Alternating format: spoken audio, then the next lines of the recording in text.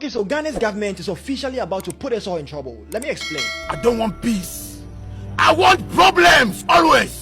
Okay, so the government of Ghana is calling out the US for invading Venezuela and adopting the president and his wife. Now, let me make you understand this better. You see, on 3rd January 2026, the United States launched a unilateral military operation in Venezuela. They adopted President Nicolás Maduro and his wife, Cilia Flores. Now, Ghana says this is unauthorized and completely unacceptable. Now, here's where things get tense. The Ghanaian government is very clear. The press release described the incidents as unauthorized. Using force like this violates international laws, the UN Charter, and the sovereignty of nations. Now, in simple terms, Ghana is saying you can't just barge into another country and take its leaders. So now the question is, how did we get here? Well, tensions between the US and Venezuela have been simmering for years. Venezuela has one of the largest oil reserves in the world, and the US has repeatedly criticized President Maduro's government. Now, over the past months, the US slapped Venezuela with sanctions. They threatened the government and pressured Maduro to step down. Then came statements from the US officials saying they wanted to control Venezuela's oil until a proper transition could happen. We're going to run the country until such time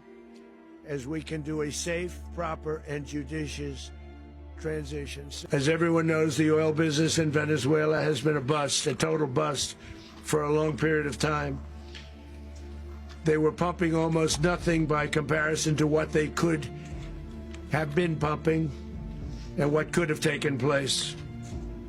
We're going to have our very large United States oil companies, the biggest anywhere in the world, go in, spend billions of dollars, fix the badly broken infrastructure, the oil infrastructure, and start making money for the country. Now, that's basically a signal they might interfere directly in the country's politics. In the early hours of January 3rd, 2026, all of this tension boiled over into a military operation, leading to the abduction of President Maduro and his wife. Now, here's what most of you don't know. You see, this isn't the first time the US has gone after a foreign leader. Now, historically, the US has a long track record of regime changes, often targeting governments that controls natural resources like oil, minerals, you name it. From Iraq to Libya, Venezuela's oil reserves makes it a huge prize. Now, the pattern is clear: pressure, sanctions, political interference, then direct action when convenient. Now, Ghana sees this as a dangerous and colonial in nature, exactly what the press release warns about, treating sovereign nations like they don't matter. They are concerned the US wants to control Venezuela's oil, which Ghana calls a throwback to colonial and imperialist ambitions. Now, according to Ghana, these statements by President Trump set a dangerous precedent for the world. Ghana also says it's watching closely because this isn't just about Venezuela. It threatens global stability and the international order. Now, Ghana emphasizes that only Venezuelan people should decide their political and democratic future. Now, they are calling for the immediate release of President Maduro and his wife, and for tensions to de-escalate.